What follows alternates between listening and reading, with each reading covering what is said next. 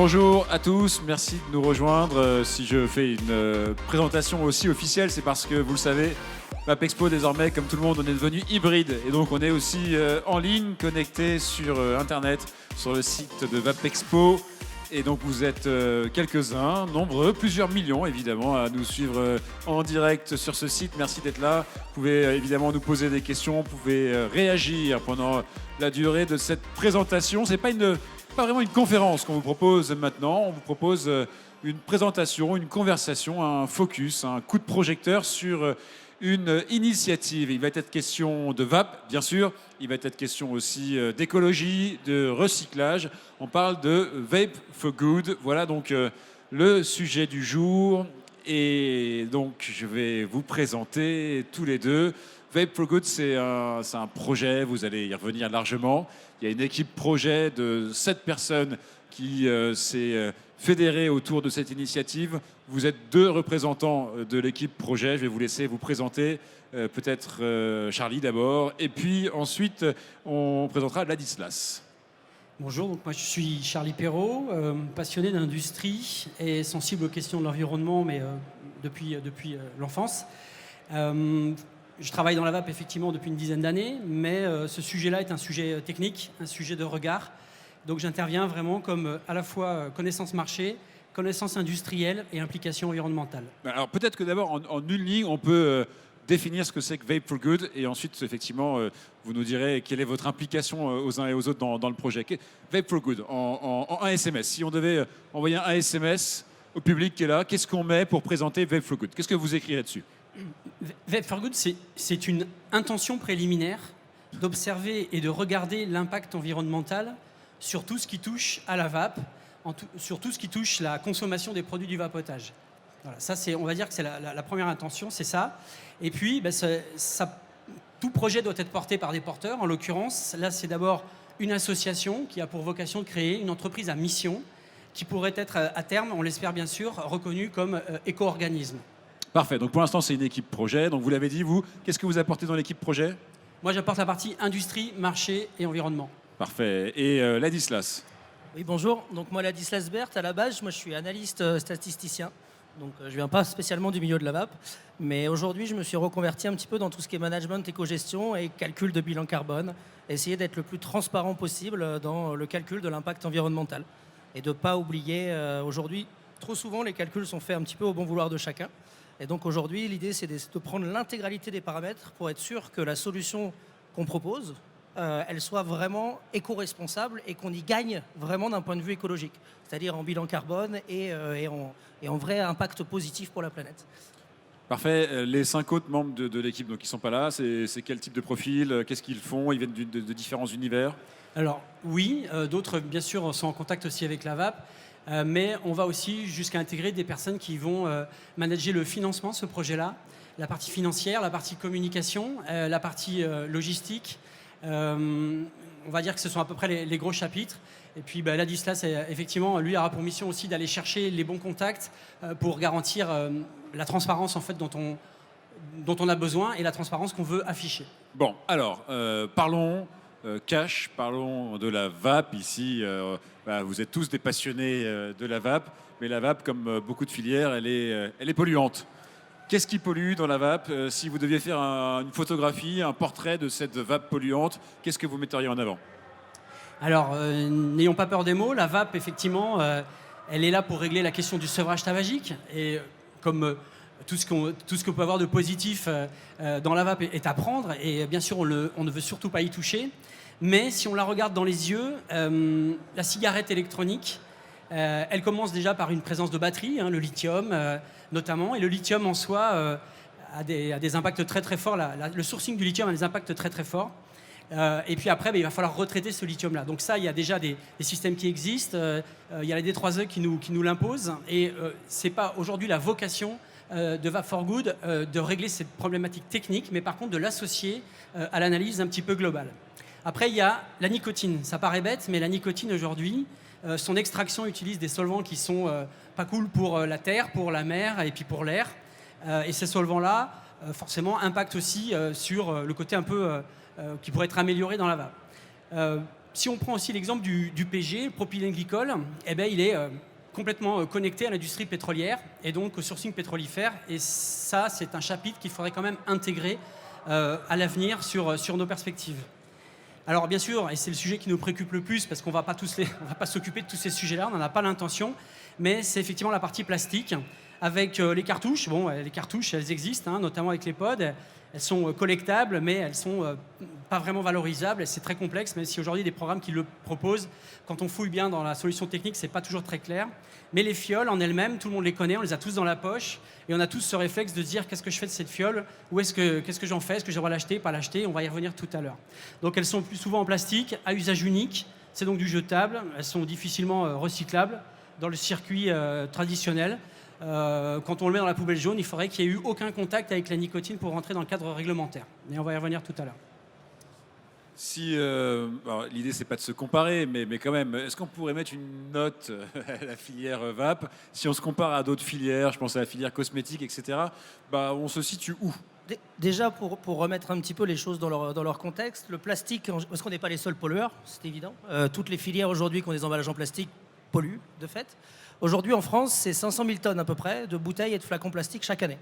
Il faut savoir que sur ces 500 000 tonnes, il y en a 55% qui sont recyclés et seulement 7% qui redeviennent des bouteilles. C'est-à-dire que le reste, ça fait des pulls, ça fait autre chose, mais ça ne refait pas des bouteilles. Donc il faudra toujours du pétrole pour refaire des bouteilles derrière. Et l'objectif du gouvernement, assez ambitieux, c'est en 2025, 100%. Alors on n'y est pas, mais on va tout faire pour. Et avec la loi GEC, c'est sorti tout fraîchement. Voilà. Si on regarde aujourd'hui, par exemple, la cosmétique, qui est une filière qui est beaucoup plus ancienne que la vape, aujourd'hui en cosmétique, c'est 20% des emballages qui ne sont pas aujourd'hui recyclables. Et on observe qu'il y a quelques solutions qui existent aujourd'hui, comme TerraCycle. Alors TerraCycle, c'est une grosse société américaine qui date de 2001, qui, eux, s'engagent à traiter les plastiques non recyclables. Et en fait, ils les valorisent souvent en faisant du mobilier urbain. Donc ça va être des tables, ça va être des chaises. Alors c'est mieux que brûler, on peut le dire directement. Après, c'est pas non plus durable, puisque de fait, on ne refait pas de la bouteille, et donc on aura toujours un besoin en pétrole derrière. Et alors, on pourrait bien sûr se comparer avec d'autres industries, hein, comme la boisson, Coca-Cola, Evian, tout ça, mais ils ont déjà mis en place ça, et sur des grosses bouteilles qui sont facilement préhensibles, qui aujourd'hui sont faciles en fait à recycler, et l'effort là il est manifeste. Bien souvent aussi dans le choix des matériaux, le PET par exemple a été choisi parce qu'il est recyclable à vie. C'est pas le cas de tous les plastiques. Et on peut dire que si on regarde la filière vape comparée à ces géants-là, c'est ridicule, et on parlera tout à l'heure aussi l'impact des filières ridicules, parce qu'elles sont nombreuses les filières ridicules à ne pas avoir de solution. Mais quand le nombre du ridicule, on en fait la somme, il y a beaucoup de choses ridicules qui ne seront pas recyclées parce qu'il n'y a pas d'intention de recyclage. Donc ce qu'on veut vraiment intégrer dans notre réflexion, c'est la vape est une filière qui est observée par les institutions, bien sûr, par le public lui-même. Et donc ça nous paraît important de se dire, est-ce qu'on peut aller jusqu'à donner à la vape des clés de communication, certes, mais surtout de performance, pour qu'elle sorte, alors qu'elle n'a que 10 ans d'expérience, déjà avec une certaine maturité environnementale. Voilà. Quand tu disais qu'on est plein de petites filières comme ça, c'est vrai que quand j'évoque 500 000 tonnes, nous aujourd'hui, on verra le chiffre tout à l'heure, mais la vape, on a estimé qu'on est à peu près à 1000 tonnes de plastique par an. Donc 1000 tonnes sur 500 000 tonnes, c'est 0,3%, et c'est évident que c'est à peine l'épaisseur du trait. Donc on ne nous voit pas. Mais imaginez 10 ans de filière, travailler sur des programmes comme ça qui iraient jusqu'au bout, alors que Chanel, qui a 110 ans, vient de sortir cette année un flacon de verre en verre recyclé. Waouh, c'est chouette. Mais ça fait quand même quelques années qu'on parle d'environnement. Voilà, un petit pic là au passage. Bon, ça fait quelques années qu'on parle d'environnement, et la vape, c'est quand même préoccupé de ce sujet depuis quelques temps déjà. Il y a déjà des actions qui sont mises en place pour recyclage, etc. Qu'est-ce qui est nouveau? Qu'est-ce que vous venez proposer là? Il faut savoir, en effet, aujourd'hui, d'ailleurs, il faut d'abord différencier la collecte du recyclage. C'est-à-dire qu'aujourd'hui, souvent, on parle de recyclage dès qu'il y a un bac de collecte.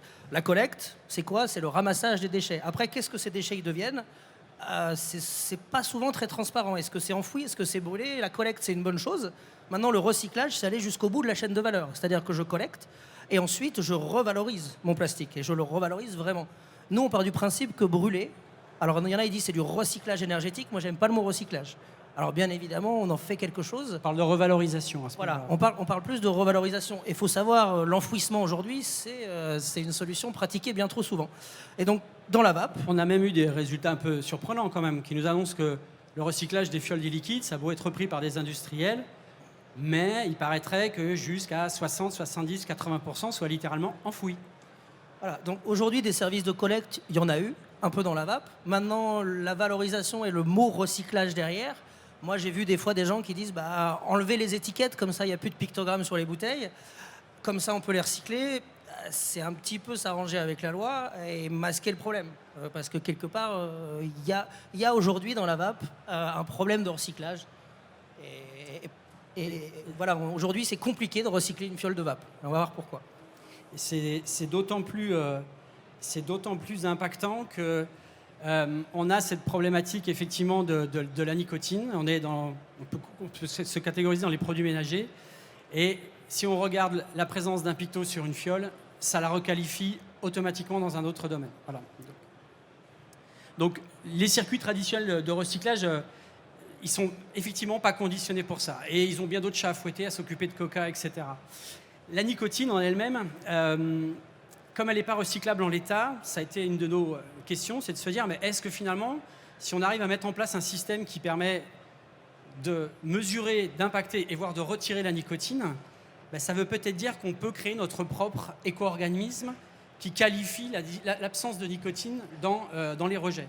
Donc on est forcément très intéressé avec ça. Et puis bien sûr, les problématiques des arômes. Certains arômes imposent des pictogrammes avec la CLP, donc par définition sortent du champ du recyclage. Donc est-ce qu'on peut les regarder et repasser tout ça au crible pour, encore une fois, valider les eaux de traitement? C'est elle qui pose problème en fait, pour pouvoir qualifier tout ça. Donc pour donner un chiffre, et je suis content de voir qu'il y a du monde ici quand même à cette conférence, c'est que là, entre le début de la conférence et la fin de la conférence, il y aura eu 130 kilos de plastique qui auront été volontairement produits par l'industrie pétrolière, enfin entre guillemets grâce au savoir-faire de l'industrie pétrolière, pour qu'on puisse travailler pendant 1 heure à consommer de la vape. Voilà. Donc si on ramène ça, et on a mis un petit dessin dessus, je le vois apparaître, c'est que vous soyez en train de vapoter, en train de dormir, en train de manger, il y a quand même 130 kilos qui passent à la poubelle. Donc ces faibles volumes à l'égard de l'industrie du recyclage fait que ça n'intéressera personne. Donc en gros, si dans cette filière, on veut faire du recyclage, eh bien, il faut juste qu'on s'y colle. Et s'y coller, ça devient possible car les fabricants de matériel de recyclage, qui ont beaucoup de demandes en ce moment, qui rallongent même un peu les délais de construction, nous disent « ça nous intéresse parce que ça fait des années qu'on bosse pour des grosses industries, pour des gros systèmes de recyclage nécessaires, notamment aux municipalités, etc. Mais l'avenir, c'est aussi de concevoir des microsystèmes. » Et on les a contactés, j'ai passé pas mal de temps avec eux, ils nous ont dit « ce qui nous intéresse, c'est que vous allez nous aider à revoir l'échelle de nos dispositifs techniques pour penser le mini-recyclage, la mini-réintégration, la mini-revalorisation des produits, pourquoi pas même dans cette même filière. » Donc ils sont motivés par ce projet-là. Et ben, du coup, s'il y a un enjeu technique intéressant avec des sachants et des gens qui savent faire ça, et ben, du coup ils se sont dit mais la vape c'est une filière quand même assez sympa. En plus le gars qui est au téléphone m'a dit je suis moi-même vapoteur, je vous avoue je ne sais pas quoi faire de ma fiole, donc ce projet m'intéresse. Donc c'est pour ça qu'on a vraiment envie d'aller jusqu'au bout. Alors justement, ce projet Vape for Good, parlez-nous-en. En quoi ça consiste? Quelle est votre mission et comment est-ce que vous vous voyez dans les prochains mois, les prochaines années? Comme l'a dit Charlie, nous aujourd'hui on a une méthode qui nous permet en gros d'extraire la nicotine des eaux de rinçage. Aujourd'hui on est capable à partir d'une fiole d'en extraire la nicotine, de la broyer en plastique et de lui donner une seconde vie demain. Donc le projet Vape for Good c'est quoi? C'est aujourd'hui on ne fait pas de l'environnement pour avoir une bonne réputation et pour faire bien. Nous on veut s'assurer que ce qu'on veut faire c'est bon pour l'environnement. Donc on veut aller au bout de la chaîne de valeur et c'est pour ça qu'on veut faire un programme pilote d'abord. Parce qu'il faut savoir aujourd'hui... Citeo a qualifié une tonne de plastique recyclé, c'est à peu près 2 tonnes d'émissions de CO2 en moins. Ce qui parle bien, c'est 1 an de voiture, c'est 20 000 km. Donc aujourd'hui, si on arrive à recycler 1 tonne de plastique, c'est 20 000 km d'économiser. Et nous, ce qu'on veut faire, à date, c'est de pouvoir appréhender les volumes. C'est-à-dire les volumes de fioles, combien de personnes recyclent, les typologies, est-ce que c'est du PET, est-ce que c'est du PEHD, est-ce que c'est d'autres plastiques? Et les formats? Et les formats, exactement. Après, on a le vrai défi logistique. C'est-à-dire qu'on va travailler avec un logisticien qui est aujourd'hui pas totalement décarboné, mais à émissions réduites. Mais le défi logistique dans la BAP, il est évident qu'on n'est pas sur des volumes de Coca-Cola ou des choses comme ça. Donc il va falloir penser à une logistique de manière performante et optimisée. C'est pour ça qu'on veut le calculer dans cette phase préliminaire. Voilà. Et l'idée, c'est que cette phase préliminaire qu'on veut faire, c'est d'arriver à terme et de pouvoir présenter un bilan carbone de manière en toute transparence. On est bon là-dessus, on n'est pas bon là-dessus, pour s'assurer que la solution qu'on veut mettre au point, eh ben, elle est vraiment mieux que racheter aujourd'hui, faire venir un container de Chine de plastique recyclé. Donc on veut vraiment aller au bout de la démarche et sans rien omettre. C'est-à-dire qu'on est complètement transparent. Comme le disait Charlie, nous l'idée, c'est d'être une société à mission et c'est d'être transparent sur toute la chaîne. Et plus on sera transparent sur toute la chaîne, plus notre attention sera valable en fait. L'écologie, c'est souvent un chapitre un peu marketing. C'est tristement un chapitre marketing. Il y a toujours beaucoup de cœur derrière tout ça. Et on raccroche souvent à des intentions qui peuvent être commerciales. Mais l'environnement, c'est d'abord du calcul en fait. Il faut calculer. Et avant de calculer, il faut mesurer. Et une fois qu'on a fait les deux, on va refaire un autre calcul pour voir si le financement a du sens. Si le camion fait 4 fois le trajet pour aller chercher une fiole, tout le monde est bien conscient que ça n'a pas de sens. Donc cette étude préliminaire que l'on enclenche aujourd'hui, parce qu'on est d'abord à la recherche de magasins pilotes pour ça, c'est par le biais d'un formulaire que je vous invite à aller remplir sur le stand de Vape for Good, c'est trouver les partenaires qui veulent s'impliquer là-dedans. Il n'y a rien à gagner, il n'y a rien à perdre. C'est juste aider ce projet à se dimensionner. Voilà. Une fois qu'on aura obtenu ces résultats, l'objectif, c'est une restitution pour voir à quoi ça ressemble. Et bien sûr, on veut communiquer auprès des gens qui participent et puis, si possible, à toutes les autres personnes que ça intéresse. On espère le plus nombreux possible. Lorsque, au mois de juin, enfin, l'année prochaine, au milieu de l'année prochaine, on a tout ça, s'enclenchent plusieurs choses. La constitution industrielle, la constitution logistique, les outils qui vont nous permettre d'accompagner les professionnels avec ça. Et puis, on va commencer à amasser, et en même temps, construire une unité avec les performances attendues. Et lorsque le matériel industriel sera en service, et ça, probablement, ça va être plus tard, donc il nous faut à peu près un an et demi pour constituer cette unité industrielle, parce qu'il y a du délai sur les matériels de recyclage, eh bien, on aura accumulé suffisamment de matières plastiques pour faire tourner l'usine à plein. Donc, elle sera, entre guillemets, rentable au début, si j'ose dire. Après, on aura accumulé suffisamment de choses pour travailler pleinement et attendre le plus possible que les consommateurs et les boutiques jouent le jeu pour nourrir cette unité de recyclage. Et pour piloter et pour aider tout ça, on veut que les professionnels de la distribution soient liés à ça, avec des outils qu'on leur met à disposition. Voilà, c'est-à-dire le vrai programme pilote, comment ça va marcher. Donc ce qu'on disait, c'est que là, on est dans un recueil d'intentions jusqu'à fin novembre. Et ensuite, on va sélectionner. L'idée, c'est de sélectionner 50 à 70 magasins qui souhaitent participer au projet, de délimiter une zone géographique qui soit pertinente pour pouvoir faire une analyse qui a du sens. On ne va pas prendre 70 magasins dans toute la France, c'est un fait. Ce sera logistique. D'un point de vue logistique, ce sera une aberration. Donc on va essayer de restreindre à une zone limitée. Et l'idée, c'est de fournir aux magasins partenaires un bac de collecte. D'un côté, les fioles usagées, d'un côté, les fioles encore pleines mais qui sont invendables. C'est mettre à disposition un service de ramassage, parce que c'est bien joli de donner des bacs de collecte, mais si personne vient les chercher, ça va finir dans la poubelle jaune. Donc nous, c'est de mettre déjà, dès janvier, un service disponible de bacs de collecte et de ramassage à émissions réduites. Et en plus de tester, notre idée, c'est de tester une application qui serait gratuite pour les utilisateurs et qui permet de géocaliser le point de collecte le plus proche de chez moi. Alors ça va venir en cours de programme, parce qu'on ne veut pas non plus que les gens qui n'ont pas pu participer mais qui souhaitent participer disent bah, « moi j'ai l'appli, pas l'appli ». C'est quelque chose qu'on va faire en cours de programme. Mais voilà, on veut vraiment tester en grandeur nature notre projet et en tirer les conclusions qu'on observera. Donc ce que je comprends, c'est que vous allez mettre en place une unité de recyclage. Qui va payer pour ça ? Alors, bon, il y avait un petit point qu'on voulait aborder. Vas-y, c'est ce qu'on vient de... Non, mais si les slides peuvent poursuivre... pardon, excusez-moi. Donc, tu vas ou j'y vais ? Non, mais vas-y. En fait, ce qu'on disait, c'est que voilà, nous, le vrai but du programme pilote, dans un premier temps, c'est d'analyser l'éco-responsabilité. C'est est-ce que, d'un point de vue éco-responsable, qu'on a déjà dit, on est bon. Dans un deuxième temps, c'est d'étudier les coûts. Ok, c'est bon. Pardon, excusez-moi. Et donc, sur les coûts, on a différents coûts qui vont intervenir. On a des coûts logistiques, on a des coûts de fonctionnement, on a tout ça. Nous, ce qu'on veut voir, c'est être une société à mission, donc c'est pas faire du profit. C'est très bien que l'environnement et le profit, c'est pas deux choses qui vont ensemble, et c'est pas notre but. Notre vrai but, c'est l'environnement, est-ce que c'est bon ? Et donc pour ça, on a besoin de mettre tous les coûts sur la table, d'être transparent avec ça.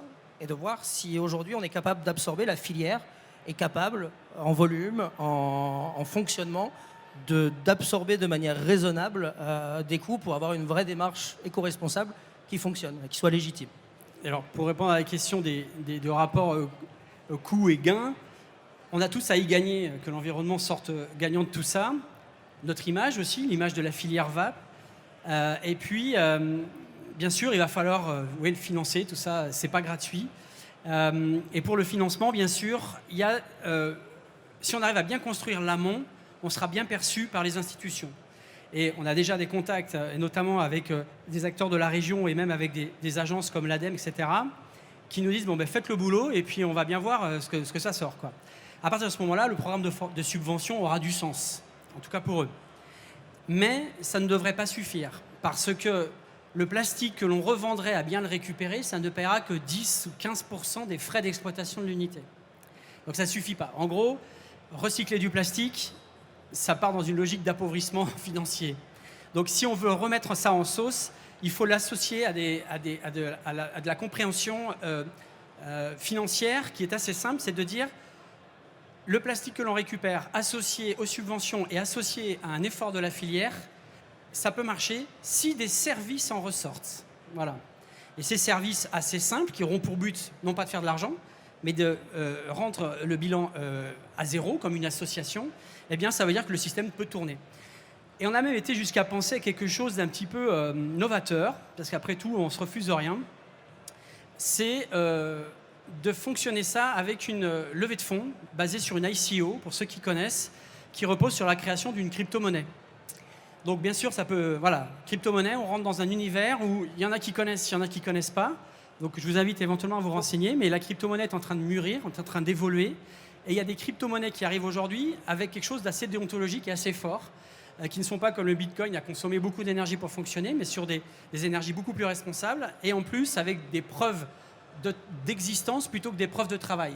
C'est tout bête, mais dans la blockchain, c'est plus du tout le même mécanisme énergétique. Et il y a des sociétés qui se développent là-dedans, c'est assez chouette. Donc créer une crypto-monnaie qui porterait ce projet et qui permettrait en plus de créer, donc, comme des points de fidélité, mais basés sur quelque chose de calculable, eh bien ça pourrait servir dans les services de la VAP à l'avenir. Pour compléter, en fait, nous, l'idée, c'est de rester le plus indépendant possible. Parce que de fait, demain, étant donné qu'on veut faire ça pour l'environnement, si demain, on a des logiques d'investisseurs qui vont nous dire est-ce que vous faites de résultats, est-ce que vous faites de la rentabilité, c'est pas notre but. Notre but, c'est une société à mission, c'est pas de faire du résultat. Donc si on dit, non, on fera pas de résultat, de fait, on vous donnera pas d'argent. Très bien. Mais l'idée de la crypto-monnaie, éventuellement, c'est un vrai crowdfunding participatif.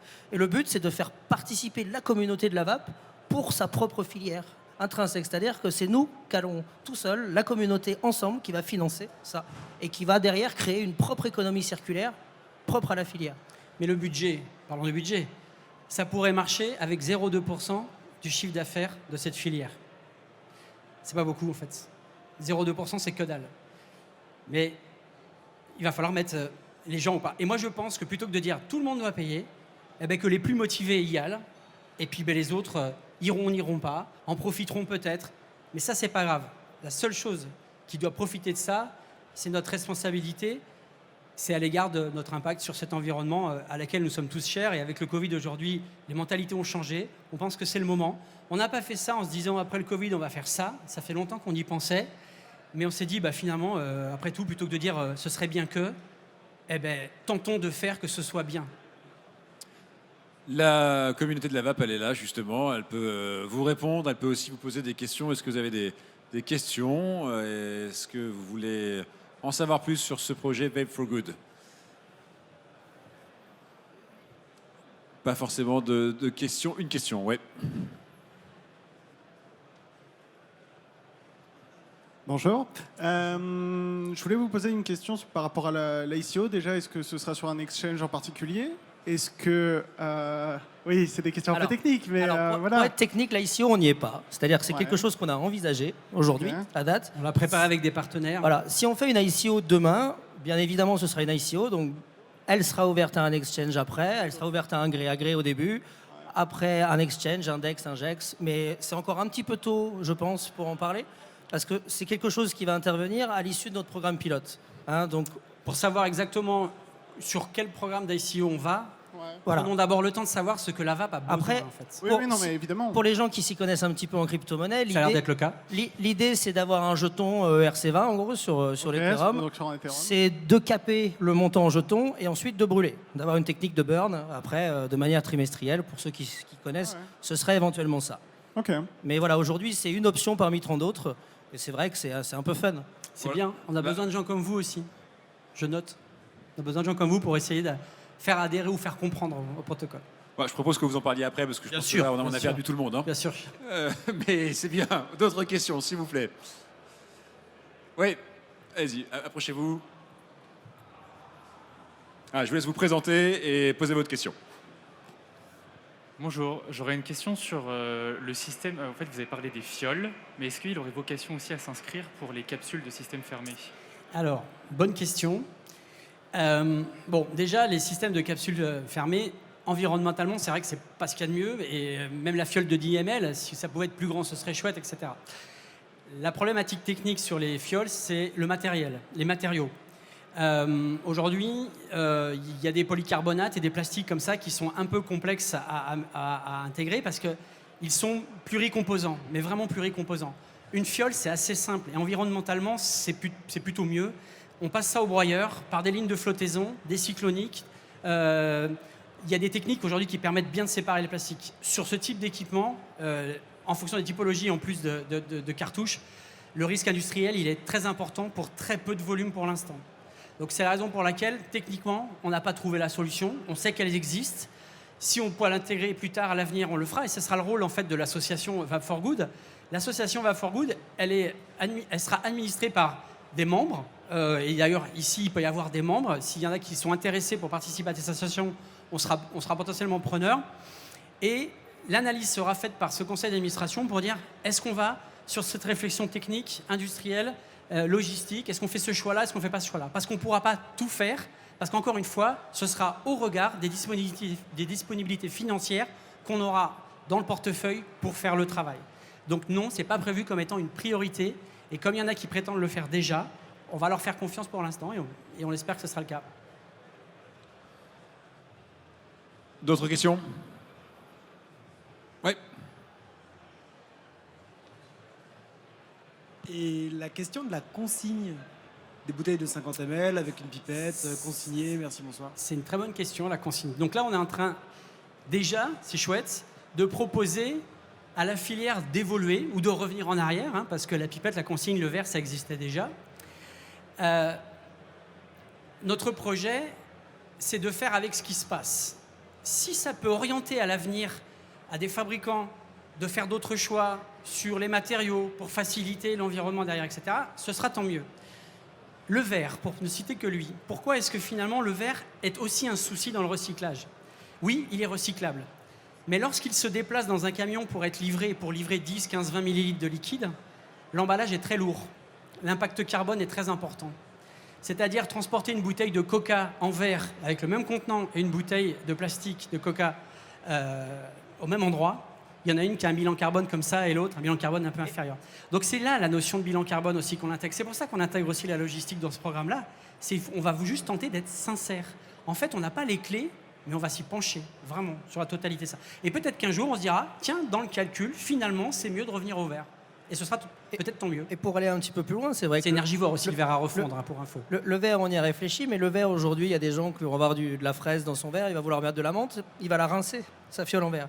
Et elle va être pleine de nicotine, et il va la rincer, et il va jeter ça dans l'évier. Alors, et donc, là, tu parlais de consignes, c'est ça, c'est pour répondre à la question des consignes, d'accord. Mais pour répondre sur la partie des fioles en verre, oui, ça peut être réutilisable, mais la manière dont elles seront réutilisées, ce sera écologiquement pas la meilleure des solutions, puisque le rinçage va se faire par qui voudra le faire, et il ne sera pas forcément fait de manière optimale. Et on va reverser de la nicotine dans les égouts. Ceci dit, si c'est par contre faire comme dans les magasins où on va faire le plein de ces cornflakes avec un récipient, oui, ça a du sens environnementalement parlant, c'est clair. Maintenant, c'est les questions aussi sanitaires qui, elles, ont leur importance. Vapoter, c'est pas anodin, on est une filière responsable parce que vapoter doit être fait avec un minimum d'exigence. Si vous mettez une crème sur la peau qui est mal fichue, ou qui n'est pas très bien faite, ou qui a un problème sanitaire, vous avez pendant 3 heures, 3 jours, 3 semaines une réaction sur la peau. Dans la vape, la responsabilité, elle est forte parce que c'est 3 minutes. S'il y a un produit vraiment néfaste, en 3 minutes, vous n'avez pas le temps que les pompiers arrivent pour vous sortir de là. On l'a bien vu avec ce qui s'est passé à l'Evali aux États-Unis. Donc la responsabilité des fabricants, les fabricants sont attachés à cette responsabilité-là d'utiliser des flacons qui sont, lorsqu'ils arrivent, conformes. Je crois que ça ne viendrait pas l'idée de la pharmacie de se dire bon, ben, on va faire de la seringue réutilisée. J'exagère volontairement le trait. Mais c'est pour montrer aussi le niveau de... Si on associe ça au niveau de responsabilité de cette filière, c'est quand même pas suffisant. Faire ça, c'est bien, mais s'occuper simplement des déchets que l'on jette, et on le voit à l'écran, 130 kilos chaque heure, ben déjà, c'est un beau programme. Ouais.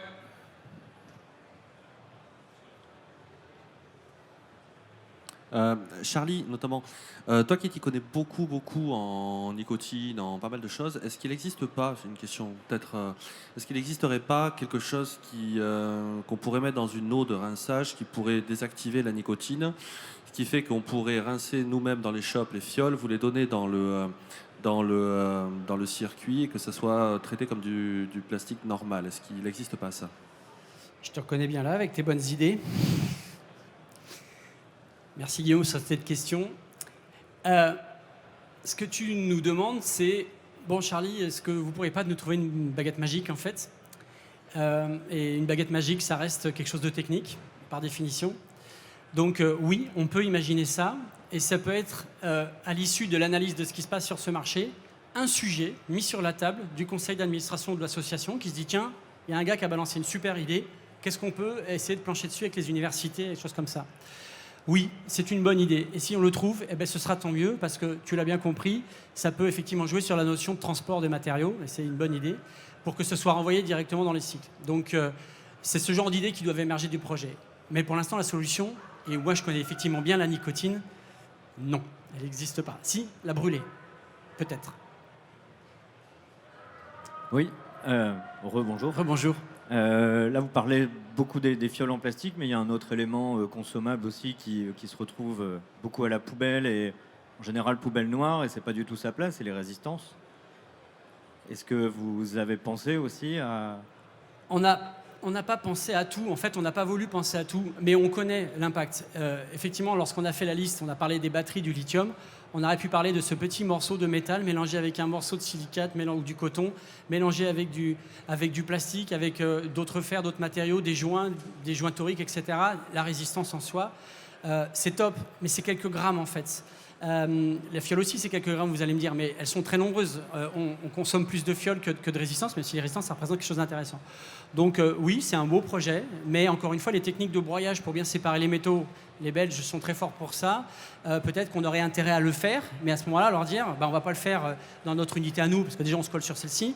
On va l'envoyer à des gens qui savent faire ce métier-là. Et là, la présence de la nicotine ne sera pas un problème, parce qu'elle est vraiment infinitésimale sur la surface du coil. Pour me dire, la vraie idée de Vape for Good, c'est que notre premier projet aujourd'hui à date, c'est le recyclage des fioles plastiques. Mais demain, ce qu'on a envie de faire, c'est de poursuivre l'innovation pour améliorer tout le point de vue environnemental de la filière. Et donc, c'est demain s'attaquer aux autres problèmes. Alors, on ne va pas tout faire en même temps, parce qu'on sera... Je reconnais bien la France, en fait, ici. Là, on est en France, c'est très bien. C'est que la France, il y a des intentions, il y a une idée, il y a un projet. Ben, on va essayer de faire le 1. Et faire le 2, faire le 3, faire le 4 en même temps, ben, c'est des bonnes idées. Mais on ne peut pas tout faire, en fait. Et je préfère un tien que 2, tu l'auras. Voilà, typiquement. Donc, on travaille sur ce qu'on sait faire et sur ce qu'on connaît. Et comme on vient de la vape et qu'on connaît la vape, on va faire avec ce qu'on a, avec ce qu'on sait faire. Par contre, s'il y en a d'autres qui veulent lancer des projets sur ces dynamiques-là, eh ben là, typiquement, ça veut dire aussi qu'il y aura déjà une association, un socle, qui recevra ce genre de projet et qui auront vraiment de l'intérêt. Donc oui, très bonne idée. On a trouvé donc un candidat pour s'occuper des résistances. Encore une fois, l'idée, c'est vraiment, c'est vous qui allez être acteur de ce projet-là, parce que nous, on a une solution. Maintenant, c'est vraiment à la communauté de la vape d'être acteurs et participants de ces programmes de recyclage, puisque sans vous, on n'y arrivera pas. Les intentions, c'est bien. Maintenant, c'est vous, les acteurs, qui serez en première ligne de ces gestes éco-responsables, de cet engagement. Pour avoir une notion d'échelle, on a besoin de 2% des représentants de la filière. Sur 3400 boutiques, on veut 70 magasins. Là, on peut démarrer, entre guillemets, demain, c'est-à-dire d'ici la fin de l'année, à lancer ces bacs de collecte pour lancer une analyse précise de ce qui se passe dans cette filière. On estime qu'en regardant 2%, on aura un bon avis sur le reste de la filière. Génial, merci beaucoup. Vape for Good, vous êtes là, vous allez pouvoir continuer à échanger, à dialoguer. Un appel du coup, un appel à candidature pour ces 70 magasins, shop. Ah oui, un appel à candidature, vraiment. Si vous êtes un magasin spécialisé et que vous avez envie de montrer que vous participez à ce genre d'analyse préliminaire, eh ben, vous nous rejoignez sur le stand. J'ai pas le numéro du stand. Je suis désolé. Éventuellement, vous allez sur vape.eco.